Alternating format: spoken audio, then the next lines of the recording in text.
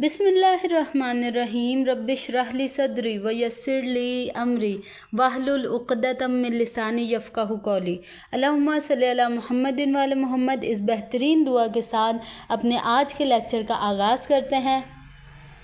अस्सलाम वालेकुम, welcome back to MD CAT journey channel. So student, conceptual dose series का आज हमने केमिस्ट्री का लेक्चर करना है, जो कि हमारी सीरीज़ चल रही है ऑर्गेनिक केमिस्ट्री पर, और उसका आज हमारा केमिस्ट्री का थर्ड लेक्चर होने वाला है, जिसके अंदर हमने ऑर्गेनिक केमिस्ट्री के जो फंडामेंटल कॉन्सेप्ट्स हैं उन्हीं का हमने आज पार्ट 3 करना है। ठीक है, नोमेनक्लेचर हम कर चुके हैं। उसके अलावा हमने जो है प्रीवियस लेक्चर में ऑर्गेनिक केमिस्ट्री और ऑर्गेनिक कंपाउंड को डिस्कस किया था। उसके अलावा हमने क्लासिफिकेशन की थी ऑर्गेनिक कंपाउंड की स्ट्रक्चरल बेसिस पर, और आधे हमने फंक्शनल ग्रुप्स पढ़ लिए थे। सबसे पहले अब देखते हैं कि आज हमने क्या क्या टॉपिक्स कवर करना है। आज हमने जो हमारे जो बाकी के फंक्शनल ग्रुप्स रह गए थे उनको आज हम डिस्कस करेंगे। उसके अलावा आज बहुत ही मेन टॉपिक हमने डिस्कस करना है, जो होगा आइसोमरिज्म और उसकी टाइप्स। फिर जो है इसके अंदर हम डिटेल में स्ट्रक्चरल आइसोमरिज्म को डिस्कस करेंगे और एंड पर कुछ MCQ प्रैक्टिस करेंगे। स्टार्ट करते हैं। सबसे पहले फंक्शनल ग्रुप में हमने अल्केन का कर लिया था, अल्कीन, अल्काइन, हेलो ग्रुप, मैरकैप्टो, और उसके अलावा अल्कोहल, ईथर, ये हमने कर लिए थे। अब हमारा जो नेक्स्ट हमारे पास जो ग्रुप आता है जी स्टूडेंट, नेक्स्ट जो हमारे पास फंक्शनल ग्रुप आता है वो है C डबल बॉन्ड OH, और यहाँ पर बॉन्ड खाली। ठीक है, ये कौन सा ग्रुप है? इसका जो अगर नेम पूछा जाए तो ये फॉर्मल ग्रुप है। ठीक है स्टूडेंट, जिसे हम ऑक्सो ग्रुप भी कहते हैं। अब इस क्लास का नेम क्या होता है? स्टूडेंट, जिसके अंदर C डबल बॉन्ड O और H लगा हो तो इसको कहा जाता है एल्डिहाइड। ठीक है स्टूडेंट, अब एल्डिहाइड की अगर हम एक सिंपल सी एग्जांपल ले लें, ये देखें C डबल बॉन्ड O और H, यहाँ पर ये क्या होती है? ये होता है एसिटाल्डिहाइड। अब अगर हम इसके जनरल फार्मूला की बात करें, एल्डिहाइड का जनरल फार्मूला होता है CnH2n और O। ठीक हो गया स्टूडेंट। नेक्स्ट क्लास पे चलते हैं। अब नेक्स्ट क्लास ये देखें C डबल बॉन्ड O, और यहाँ पर अगर हम H की जगह R लगा दें, R मीन्स कोई भी अल्काइल ग्रुप, और यहाँ पर कोई और अल्काइल ग्रुप साथ अटैच होगा। ये क्लास क्या कहलाती है स्टूडेंट? इसको कहा जाता है कीटोन। ठीक है, इस क्लास का नाम होता है कीटोन, और आपको पता है कीटोन के लिए सफिक्स के तौर पर यूज़ होता है ओन का लफ्ज़। ठीक है, अगर हम इसकी एग्जाम्पल की बात करें तो सिंपलेस्ट एग्जाम्पल ले लेते हैं CH3, और यहाँ पर भी CH3। ये क्या बन गया? ये बन गया एसीटोन। ठीक है, इसके भी जनरल फार्मूला की बात करें इसका भी जनरल फार्मूला वही होगा जो कि एल्डिहाइड का होता है। देख लें, 3 C हो गए और H जो है 2N यानी कि 6 हो गए, और एक ऑक्सीजन, और यही फार्मूला एल्डिहाइड का भी है। एल्डिहाइड और कीटोन्स का जनरल फार्मूला सेम होता है। ठीक हो गया स्टूडेंट। अब इससे अगर नेक्स्ट फंक्शनल ग्रुप की हम बात करें, नेक्स्ट फंक्शनल ग्रुप भी हमने ऑक्सीजन वाला ही लेना है। अब यहाँ पर अगर हम अल्काइल ग्रुप की बजाय OH लगा दें, ठीक है, ये जो बन जाएगा, इस क्लास का नाम होगा कार्बोक्सिल। ठीक है, और इस ग्रुप को क्या कहेंगे? इस क्लास का नाम होगा कार्बोक्सिलिक एसिड। अगर हम OH लगा दें एक साइड पर तो वो क्या बन जाएगा? Carboxylic acid. इसकी सिंपलेस्ट एग्जांपल लेते हैं C डबल बॉन्ड O और OH, तो ये क्या बन जाएगा? Acetic acid. जब भी 2 कार्बन आते हैं तो उसका जो लफ्ज़ होता है एसिड से ही स्टार्ट होता है। अब अगर इसके जनरल फार्मूला की बात करें तो स्टूडेंट, आप इसके अंदर देखेंगे कि जितना जो हमारे पास जो एल्डिहाइड वाला है, सिर्फ उससे एक ऑक्सीजन का इजाफा हो रहा है। इसका जनरल फार्मूला सिंपल जो है एल्डिहाइड वाला ही रहेगा। एल्डिहाइड और कीटोन वाला सिर्फ ऑक्सीजन में एक ऑक्सीजन का ऐड हो जाएगा, यानी O2 लग जाएगा, CnH2nO2। ठीक हो गया स्टूडेंट। नेक्स्ट हमारे पास क्लास आती है, ये देखें C डबल बॉन्ड O, अब यहाँ पर एक O, और यहाँ पर अगर हम H को हटाकर R लगा दें, मीन्स कोई भी अल्काइल ग्रुप, तो ये क्लास बन जाएगी एस्टर की। ठीक है, और इसके अगर इसका नेम देखा जाए तो इसका नेम भी एस्टर लिंकेज ही होता है। ठीक हो गया स्टूडेंट। अब इसकी अगर हमसे एग्जांपल पूछ ली जाए तो सबसे सिंपलेस्ट एग्जांपल क्या होगी? यहाँ पर O, यहाँ पर आगे हम CH3 लगा देंगे, एक अल्काइल ग्रुप, और यहाँ पर भी एक अल्काइल ग्रुप लग जाएगा। ठीक है स्टूडेंट, तो ये इसका अगर जनरल फार्मूला की बात की जाए तो जो एल्डिहाइड का जो कार्बोक्सिलिक एसिड का जनरल फार्मूला होता है वही जनरल फार्मूला एस्टर का भी होता है। देखें, आप लोग यहाँ पर नोट कर रहे होंगे कि जिस तरह अल्कोहल और ईथर का जनरल फार्मूला सेम था, एल्डिहाइड और कीटोन का जनरल फार्मूला सेम है, इसी तरह कार्बोक्सिलिक एसिड और एस्टर का भी जनरल फार्मूला सेम होता है। ये बहुत इंपॉर्टेंट MCQs हैं जो आपसे पूछे जा सकते हैं। ठीक हो गया स्टूडेंट। अब एक और हमारे पास जो है फंक्शनल ग्रुप आ जाता है C डबल बॉन्ड O, और अगर यहाँ पर कोई भी हेलोजन लग जाए तो इस क्लास का नाम हो जाता है एसिड हैलाइड। देखें एसिड वाला है, सिर्फ यहाँ पर OH की जगह कोई भी हेलोजन लग गया तो इस क्लास का नेम क्या होगा, एसिड हैलाइड। और इसका जो है जनरल फार्मूला और नेम वगैरह इतना इंपॉर्टेंट नहीं होता। ठीक हो गया स्टूडेंट। इसी तरह इसके अलावा हमारे पास एक और फंक्शनल ग्रुप आता है जिसके अंदर स्टूडेंट अब हम नाइट्रोजन कंटेनिंग फंक्शनल ग्रुप्स देखेंगे। ठीक है, पहला हमारे पास आता है NH2। तो NH2 का जो अगर नेम है वो होता है अमाइनो, और अगर इसकी क्लास की बात की जाए तो NH2 जिसके अंदर फंक्शनल ग्रुप प्रेजेंट होगा उस क्लास को कहेंगे एमाइन। ठीक हो गया स्टूडेंट। और इसकी अब अगर जनरल एग्जांपल पूछ ली जाए तो देखें CH3NH2।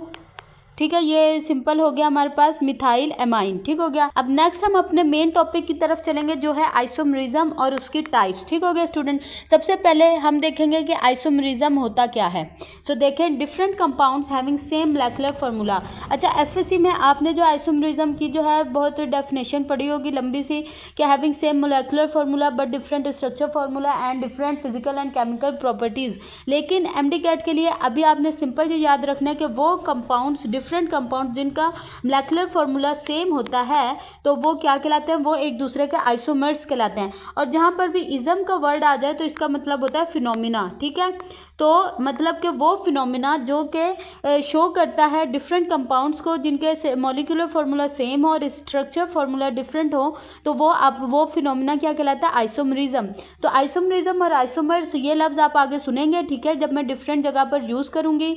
अब हम इसका एक स्केच देखते हैं जिसके अंदर हम देखते हैं कि आइसोमरिज्म की जनरल कितनी टाइप्स होती हैं और फिर उसको फर्दर कितनी टाइप्स में क्लासिफाई किया जाता है। सो अब जल्दी से उस स्केच को देखते हैं स्टूडेंट्स। तो ये देखें आइसोमरिज्म और इसकी टाइप। सबसे पहले आइसोमरिज्म को दो क्लासेस में क्लासिफाई किया जाता है। पहला है हमारे पास स्ट्रक्चरल आइसोमरिज्म और दूसरा है स्टीरियो आइसोमरिज्म। ठीक है, हम अभी डिटेल में देखेंगे बेसिक के स्ट्रक्चरल आइसोमरिज्म और स्टीरियो आइसोमरिज्म में डिफरेंस क्या होता है। नेक्स्ट अगर हम इनको फर्दर फिर क्लासिफाई किया जाता है तो स्ट्रक्चरल आइसोमरिज्म की फर्दर फिर 5 टाइप्स होती हैं। ठीक है, जो कि हमारी पंजाब टेक्स्ट बुक और हर तकरीबन बोर्ड की टेक्स्ट बुक में मेंशन है, जिनमें आ जाता है चेन आइसोमरिज्म, सेकंड होता है पोजिशनल आइसोमरिज्म, थर्ड है फंक्शनल आइसोमरिज्म, फोर्थ है मेटामरिज्म और फिफ्थ है हमारे पास टॉटोमरिज्म। ठीक हो गया स्टूडेंट। इसी तरह स्टीरियो आइसोमरिज्म की भी फर्दर 2 क्लासेस में क्लासिफाई किया जाता है। पहला है हमारे पास कन्फिग्रेशनल आइसोमरिज्म और दूसरा है कन्फर्मेशनल आइसोमरिज्म। अब जो कन्फर्मेशनल आइसोमरिज्म है इसको जो है रोटेशनल आइसोमरिज्म भी कहते हैं। ठीक हो गया स्टूडेंट, बट ये हमारी जो बुक्स हैं उनके अंदर मेंशन नहीं है, इसलिए हम इसकी तरफ नहीं जाएंगे। ठीक है, नेक्स्ट हमारे पास आता है कन्फिग्रेशनल आइसोमरिज्म। उसको भी फर्दर जो है क्लासिफाई किया जाता है डिफरेंट टाइप्स में। ठीक है, पहला है जियोमेट्रिक आइसोमरिज्म और दूसरा है ऑप्टिकल आइसोमरिज्म। ठीक है, जियोमेट्रिक आइसोमरिज्म और ऑप्टिकल आइसोमरिज्म्स की भी आगे फिर फर्दर टाइप्स होती हैं। जियोमेट्रिक आइसोमरिज्म्स में फिर आ जाता है स्टूडेंट क्या क्या आ जाता है, सिज और ट्रांस, उसके बाद सिन और anti, E and Z and exo and endo. इसमें से हमने सिज और ट्रांस को डिटेल में डिस्कस करना है क्योंकि इस पर जो बहुत ज़्यादा MCQs आ जाते हैं। इसी तरह ऑप्टिकल आइसोमरिज्म में फिर 2 टाइप्स आती हैं, इनेंशियोमरिज्म और डिएस्टीरियोमरिज्म।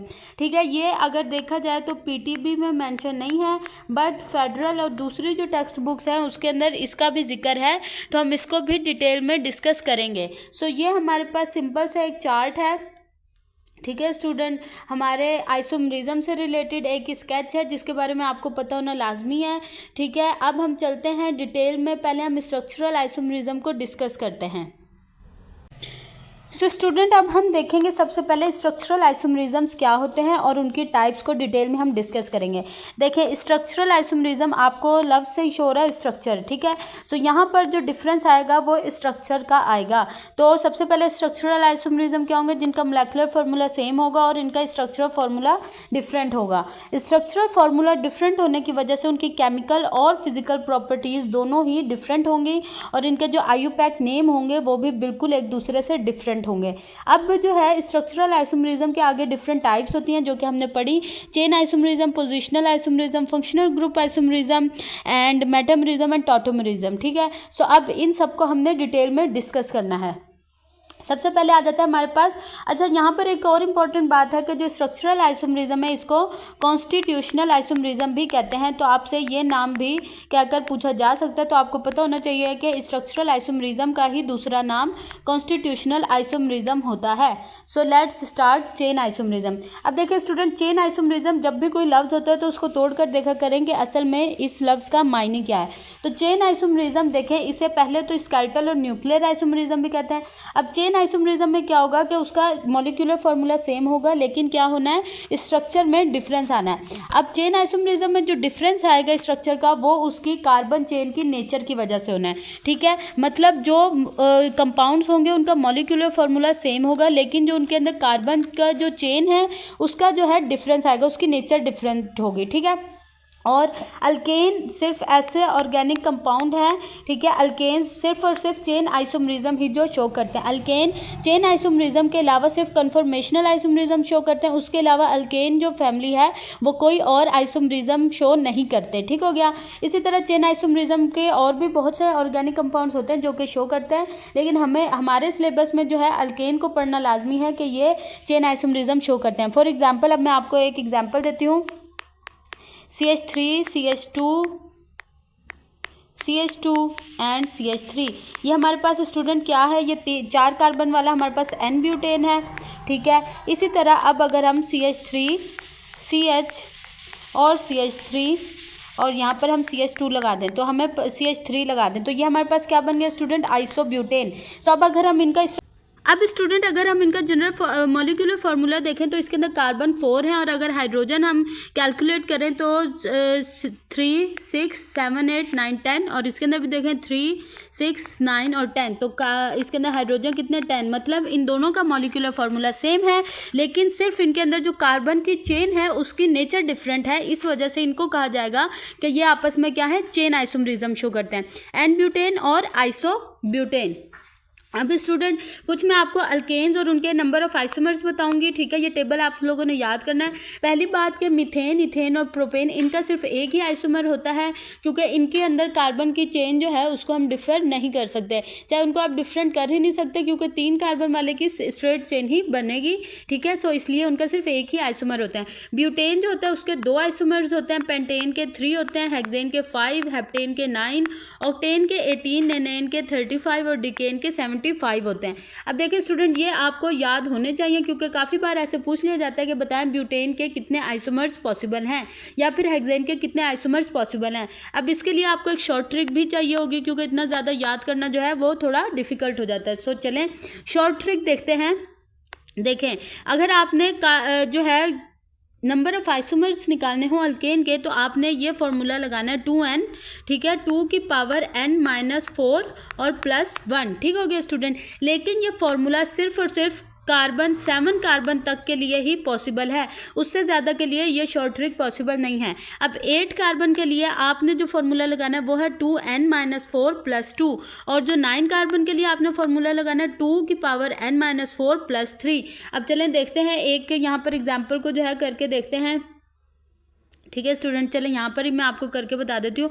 हमने देखा है कि जो पेंटेन है उसके कितने पॉसिबल हैं, पेंटेन के हमने देखा था 3 आइसोमर्स होते हैं। चले इस फॉर्मूला से निकालते हैं। 2 की पावर, यहाँ पर जो n है वो क्या शो कर रहा है, नंबर ऑफ कार्बन। ठीक है, पेंटेन में कितने कार्बन होते हैं स्टूडेंट, 5 होते हैं, तो 5 - 4 और +1 कर देंगे। 5 - 4 करेंगे 2 की पावर 1 और +1 हो जाएगा। सो 2 की पावर 1 का मतलब क्या होगा, 2 + 1, तो कितने आ गए, 3। सो देखें हमारे पास जो है पॉसिबल नंबर ऑफ आइसोमर्स निकल है इस फॉर्मूला से। इसी तरह ये सिर्फ आप 7 कार्बन तक के लिए अप्लाई करेंगे, 8 कार्बन के लिए आपने +2 कर देना है और 9 कार्बन के लिए आपने +3 कर देना है। सो ये सिंपल सी एक ट्रिक थी अल्केन के फंक्शन जो आइसोमर्स हैं उनको याद रखने के लिए। अब हम चलेंगे अपनी नेक्स्ट टाइप की तरफ, जो कि है क्या, पोजिशनल आइसोमरिज्म। ठीक है, अब देखें पोजिशनल आइसोमरिज्म आपको पोजिशन के वर्ड से ही शो हो रहा है कि यहाँ पर पोजिशन में चेंजेस आएंगे। ठीक हो गया स्टूडेंट। सो पोजिशनल आइसोमर्स क्या होते हैं, जिनके अंदर फंक्शनल ग्रुप की सिर्फ पोजीशन चेंज करने की वजह से उनके स्ट्रक्चर में चेंजिंग आती है। ठीक हो गया स्टूडेंट। अब देखते हैं एग्जाम्पल, तो अल्कीन जो है वो भी हमें पोजिशनल आइसोमरिज्म शो करेंगे क्योंकि उसके अंदर double bond as a functional group act करेगा। अगर हम उसकी पोजीशन चेंज करेंगे तो क्या होगा, हमारे पास पूरा जो स्ट्रक्चर होगा वो चेंज हो जाएगा। फॉर एग्जाम्पल आप देख सकते हैं CH3 CH2 double bond CH2 CH3, ये हमारे पास क्या आ गया स्टूडेंट, ये हमारे पास है 2 ब्यूटीन, ठीक है। और इसके अलावा हमारे पास एक है CH2 डबल बॉन्ड CH2 और CH3, सो ये हमारे पास क्या है स्टूडेंट 1 ब्यूटीन। अब अगर हम इसके अंदर काउंट करें तो हमारे पास स्टूडेंट जो H होंगे वो एक एक होना है, ठीक है। सो अब अगर हम इसका मॉलिक्यूलर फार्मूला देखें तो देखें C4 और H8, तो मॉलिक्यूलर फार्मूला सेम है, सिर्फ फंक्शनल ग्रुप के चेंजिंग की वजह से इनके जो स्ट्रक्चर हैं और IUPAC नेम वो बिल्कुल क्या हो गए, चेंज हो गए। इसी तरह स्टूडेंट हमारे पास अल्कीन के अलावा एक और भी एग्जाम्पल है, वो किसकी है देखते हैं। देखें हमारे पास एक बेंजीन हो, अगर उसके ऊपर हमारे पास एक मिथाइल ग्रुप अटैच है, ठीक है। सो जब एक मिथाइल ग्रुप होता है तो जब तो बेंजीन जो है वो क्या होता है, मोनो सब्स्टिट्यूएंट होता है, ठीक है स्टूडेंट। लेकिन अगर इस पर अब दूसरा जो है मिथाइल ग्रुप हम लेकर आएंगे, ठीक है, तो वो क्या कहलाता है, ज़ाइलीन। तो अगर अब इसकी पोजीशन जो है हम डिफ़र कर दें, चेंज कर देंगे, तो ये भी हमारे पास क्या शो करेगा, पोजिशनल आइसोमरिज्म ही शो करेगा, ठीक है। नेक्स्ट हमारे पास टाइप है फंक्शनल ग्रुप आइसोमरिज्म। अब देखिए फंक्शनल ग्रुप आइसोमरिज्म नेम से शो हो रहा है कि इसके अंदर फंक्शनल ग्रुप ही चेंज हो जाएगा। सो फंक्शनल ग्रुप आइसोमरिज्म क्यों आएगा, जिसके अंदर डिफर करेगा क्या, हमारा फंक्शनल ग्रुप, ठीक हो गया स्टूडेंट। अब देखें इसकी अगर मैं आपको एग्जांपल दूं, सो ये देखें स्टूडेंट हमारे पास क्या है C2H6 और O, ये हमारे पास एक मॉलिक्यूलर फार्मूला है। और देखें हमारे पास जो C3, ये हमारे पास क्या है, ये हमारे पास डाई इथाइल ईथर है। इसके अलावा हमारे पास जो CH3 CH2 और OH है, ये हमारे पास क्या है, ये हमारे पास अल्कोहल है। तो ये दोनों देखें इनका मॉलिक्यूलर फार्मूला सेम है, लेकिन इनके अंदर फंक्शनल ग्रुप डिफर होने की वजह से इनका स्ट्रक्चर डिफर हो गया। तो ये दोनों आपस में एक दूसरे के क्या होंगे, फंक्शनल ग्रुप आइसोमरिज्म शो करेंगे, ठीक है। अच्छा, फंक्शनल ग्रुप आइसोमरिज्म में ये इंपॉर्टेंट बात है कि जो दो कंपाउंड्स आपस में एक दूसरे का फंक्शनल ग्रुप आइसोमरिज्म शो करते हैं उनका जनरल फार्मूला सेम होता है। देखा, जैसे मैंने आपको पीछे फंक्शनल ग्रुप, जब मैंने आपको फंक्शनल ग्रुप पढ़ाए हैं तो मैंने वहाँ पर आपको काफ़ी सारे ऑर्गेनिक कंपाउंड्स बताए हैं जिनका जनरल फार्मूला सेम था। तो वो सारे फंक्शनल ग्रुप्स जिनका आपस में जनरल फार्मूला सेम है वो सब आपस में एक दूसरे के फंक्शनल ग्रुप आइसोमरिज्म शो करेंगे, ठीक है। अब अगर हम इसके अलावा एक, ये हमने अल्कोहल और ईथर की एग्जाम्पल पढ़ी, इसके अलावा अगर हम एल्डिहाइड और कीटोन की एग्जांपल ले लें तो ये देखें CH3 C double bond O और CH3, ये हमारे पास एसीटोन हो गया, ठीक है, ठीक है, ये हमारे पास क्या है, एसीटोन। और इसी तरह अगर हम एल्डिहाइड ले लें 2 और यहाँ पर CH3, अब यहाँ पर अगर हम, ये हमारे पास कौन सा हो गया, प्रोपेनल, ठीक है, प्रोपेनल हो गया। अब अगर हम इनका जनरल फार्मूला, अगर हम इनका मॉलिक्यूलर फार्मूला देखें तो C3H हमारे पास कितने होंगे, H हमारे पास है 6 और ऑक्सीजन, ठीक है। तो दोनों का जनरल फार्मूला सेम है, तो एल्डिहाइड और कीटोन भी आपस में क्या होंगे, एक दूसरे के फंक्शनल ग्रुप आइसोमर्स होंगे, ठीक है। इसके अलावा फ्रक्टोज और ग्लूकोज, ठीक है, आपने देखा होगा इनका स्ट्रक्चर। तो फ्रक्टोज जो है वो कीटो शुगर होता है और जो ग्लूकोज होता है वो क्या होता है, एल्डो शुगर। तो मीन्स के ये भी आपस में एक दूसरे के क्या होता है, फंक्शनल ग्रुप आइसोमर्स होते हैं। सो ये देखें स्टूडेंट, मैं आपके साथ एक टेबल शो करती हूँ, इसके अंदर मैंने आपको दिखाए हैं डिफरेंट कंपाउंड्स जो कि एक दूसरे के फंक्शनल आइसोमर्स हैं। देखें अल्कीन और साइक्लो अल्केन, क्योंकि इनका जनरल फार्मूला सेम होता है तो ये एक दूसरे के क्या होंगे, फंक्शनल ग्रुप आइसोमर्स होंगे, CnH2n। नेक्स्ट है अल्काइन, अल्काडाइन और साइक्लो अल्कीन, ये भी एक दूसरे के फंक्शनल आइसोमर्स होंगे क्योंकि इनका जनरल फार्मूला सेम है। इसके बाद अल्कोहल और ईथर, ये एक दूसरे के फंक्शनल ग्रुप आइसोमर्स होंगे और इनका जनरल फार्मूला भी सेम है। इसके अलावा एल्डिहाइड और कीटोन, ये भी फंक्शनल ग्रुप आइसोमर्स होंगे। इसी तरह कार्बोक्सिलिक एसिड और एस्टर एक दूसरे के फंक्शनल ग्रुप आइसोमर्स होंगे। ये आपको जनरल फार्मूला नज़र आ रहे हैं, ये जनरल फार्मूलाज बहुत इंपॉर्टेंट है, इसलिए आपने इसको अच्छे से याद करना है। अब इसके अंदर, इसके बाद आपके पास एक ट्रिक है कि जिनका जनरल फार्मूला सेम होगा वो एक दूसरे के क्या होंगे, फंक्शनल ग्रुप आइसोमर्स होंगे। सो अब चलते हैं नेक्स्ट, मेटामरिज्म। अब देखें मेटा का वर्ड जो होता है ना, इसका मतलब होता है इन बिटवीन या फिर मिडल, ठीक है। सो मेटामरिज्म क्या होंगे, जिसके अंदर अनइक्वल डिस्ट्रीब्यूशन होगी कार्बन चेन की on both side of functional group, means functional group के दोनों साइडों पर कार्बन की चेन डिफरेंट होगी, ठीक है। अब इसकी ट्रिक क्या है, यानी वो फंक्शनल ग्रुप जिनमें ब्रिज प्रेजेंट होगा, मीन्स के ये देखें जिसके इस साइड पर भी कोई भी कार्बन की चेन लग सकती है और इस साइड पर भी कोई भी कार्बन की चेन लग सकती है, तो ऐसा फंक्शनल ग्रुप हमारे पास मेटामरिज्म शो करेगा। अब इस तरह के फंक्शनल ग्रुप्स कौन कौन से होते हैं, सो वो हम देख लेते हैं। सो देखिए स्टूडेंट, ये हमारे पास ईथर है, इसके अंदर भी ब्रिज प्रेजेंट है, यहाँ पर भी कोई भी कार्बन की चेन आ सकती है और यहाँ पर भी। सो ईथर क्या शो करेंगे, ईथर्स जो हैं वो आपस में मेटामरिज्म शो करेंगे। नेक्स्ट हमारे पास आ जाता है थायो ईथर वाला ग्रुप, ठीक है, तो थायो ईथर भी आपस में क्या करेंगे, हमारे पास मेटामरिज्म शो करेंगे। उसके अलावा हमारे पास NH आ जाता है जो कि सेकेंडरी अमाइंस होते हैं, सो ये भी हमारे पास मेटामरिज्म शो करेंगे। उसके अलावा हमारे पास एक कार्बोनिल, यहाँ पर देखें तो ये कौन सा, ये कीटो ग्रुप है, तो ये भी आपस में क्या शो करेंगे, हमारे पास मेटामरिज्म शो करेंगे, क्योंकि इसके इधर भी कार्बन की चेन लग सकती है डिफरेंट, और जिसकी वजह से जो है डिफरेंट स्ट्रक्चर्स पॉसिबल हैं। तो ये सारे जिनके अंदर सिंपल आपने याद रखना है जिसमें ब्रिज बनता होगा वो जो है मेटामरिज्म शो करेंगे। फॉर एग्जाम्पल यहाँ पर अगर हम एक एग्जाम्पल ले लें, CH3 CH2O और CH2 और यहाँ पर इसके साथ ही CH3। सो ये देखें, ये हमारे पास एक ईथर हो गया, दूसरा हमारे पास CH3O CH2 CH2 और यहाँ पर CH3। अब अगर हम इसका जो है मॉलिक्यूलर फार्मूला देखें तो हमारे पास देखें कार्बन 4 हैं और हाइड्रोजन हमारे पास कितने हैं, 8 हाइड्रोजन है और 1 ऑक्सीजन है। इसके अंदर भी अगर हम देखें तो कार्बन 4 ही हैं और हमारे पास हाइड्रोजन भी 8 है और ऑक्सीजन 1 है, मतलब इनका मॉलिक्यूलर फार्मूला सेम है, सिर्फ ऑक्सीजन के जो ब्रिज था उसके इर्द गिर्द जो है कार्बन की चेन में डिफरेंस आया है, जिस वजह से ये जो है मेटामरिज्म पॉसिबल हुए हैं। तो ये आपस में क्या होंगे, एक दूसरे के मेटामर्स। और यहाँ पर जो है फंक्शनल ग्रुप में ब्रिज होगा, ये हमने ट्रिक है। और इसके अलावा ये जो है सेम होमोलोगस सीरीज से बिलोंग्स कर रहे होंगे, यानी जो ईथर्स हैं वो सिर्फ आपस में ही मेटामरिज्म शो करेंगे। इसी तरह से जो हमारे पास कीटोन्स होंगे वो आपस में एक दूसरे के मेटामर्स होंगे, ठीक है। नेक्स्ट हमारे पास टाइप आती है टॉटोमरिज्म, जिसके अंदर क्या होता है, shifting of proton from one atom to another in a same molecule, यानी सेम मॉलिक्यूल में एक ही एटम से दूसरे एटम में प्रोटोन के ट्रांसफर होने की वजह से टॉटोमर्स बनते हैं और ये इनके दरमियान इक्विलिब्रियम स्टैब्लिश हो जाता है। फॉर एग्जांपल ये हमारे पास एक अमाइनो एसिड है, ठीक हो गया स्टूडेंट। अब देखें इसके अंदर ये जो हाइड्रोजन प्रोटोन है ये हमारा इसकी तरफ शिफ्ट होगा, सो हम क्या कराएंगे, यहाँ पर जो है डबल एरो लगाएंगे और यहाँ पर हमारे पास जो बन जाएगा वो क्या बनेगा, एग्जांपल इसकी यहाँ पर NH3 हो जाएगा और यहाँ पर जो है हमारे ऑक्सीजन पर नेगेटिव चार्ज आ जाएगा। तो क्या हुआ, सिर्फ प्रोटोन का एक ही मॉलिक्यूल में रहते हुए एक एटम से दूसरे एटम पर ट्रांसफर हुआ है। तो ये हमारे पास अमाइनो एसिड है और इसे क्या कहते हैं, ज्विटराइन, ठीक है।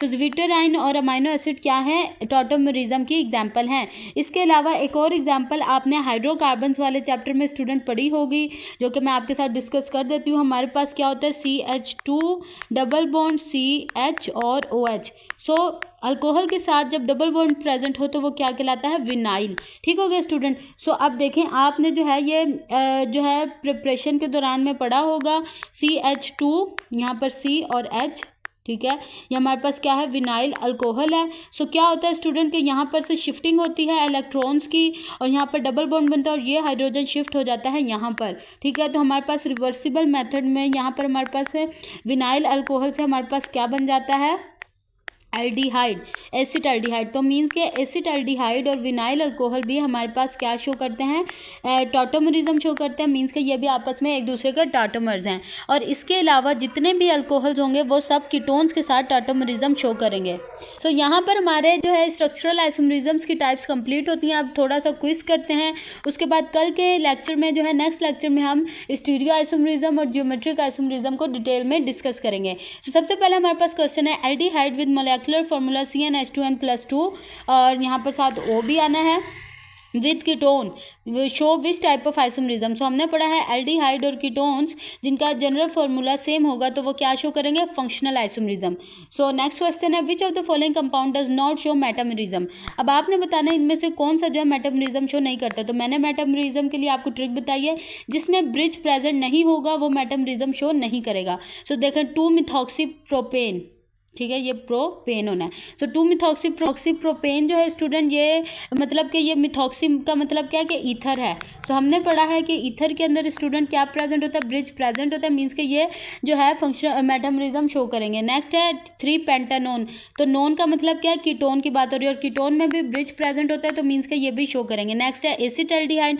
सो स्टूडेंट देखें एसिटाल्डिहाइड का ये हमारे पास होता है स्ट्रक्चर। तो देखें यहाँ पर ब्रिज प्रेजेंट नहीं है, इसके जो है सिर्फ कार्बन के इस साइड पर अल्काइल ग्रुप्स की चेन लग सकती है कार्बन की, लेकिन इस साइड पर हमेशा H ही रहेगा एल्डिहाइड ग्रुप में। तो मीन्स कि यहाँ पर कार्बन की अनइक्वल डिस्ट्रीब्यूशन नहीं आ सकती और ये ब्रिज नहीं है। तो एसिटाल्डिहाइड ही इसका करेक्ट आंसर होगा। डाईइथाइल ईथर ये भी रॉन्ग होगा क्योंकि ईथर में ब्रिजिंग प्रेजेंट होती है। नेक्स्ट हमारे पास क्वेश्चन है, which of the following is terminal functional group. अब टर्मिनल का मतलब क्या होता है कि जो किनारे पर चीज़ है, ठीक है। सो किनारे पर देखते हैं, अच्छा हमें ऑप्शन क्या दिए गए हैं, aldehyde, ketone, carboxylic acid, both A and C. So देखें एल्डिहाइडिक ग्रुप यस हमेशा जो है टर्मिनल पोर्शन पर यानी किनारे पर ही आएगा। कीटोन में क्या होता है, C डबल बॉन्ड O दरमियान में भी आ सकता है, इस तरफ भी चेन चल सकती है और इस तरफ भी, तो मतलब क्या कीटोन तो नहीं होगा। कार्बोक्सिलिक एसिड को अगर हम देख लें और यहाँ पर OH अटैच होता है तो इसके भी इसी तरफ ही चेन चलेगी, मीन्स कि ये भी हमेशा टर्मिनल पोजिशन पर ही आएगा। तो इसका करेक्ट आंसर क्या होगा, ये दोनों नहीं होंगे क्योंकि बोथ शो करते हैं, तो इसका डेल्टा आंसर जो है वो करेक्ट होगा। नेक्स्ट क्वेश्चन है, isomerism exhibited by acetic acid and methyl formate. So methyl formate जो है एक एस्टर है और एस्टिक एसिड जो है एक कार्बोक्सिलिक एसिड है। सो कार्बोक्सिलिक एसिड और एस्टर आपस में क्या शो करते हैं, फंक्शनल ग्रुप आइसोमरिज्म। तो डेल्टा इसका करेक्ट आंसर होगा। सो स्टूडेंट आज के लेक्चर में इतना ही। आई होप आपको आज का लेक्चर समझ आया होगा। अगर अच्छा लगा और समझ आया होगा तो लेक्चर को लाइक कीजिएगा और ज़्यादा से ज़्यादा स्टूडेंट के साथ शेयर करें ताकि उन तक भी इल्म की रोशनी पहुंच सके। मिलता है नेक्स्ट लेक्चर।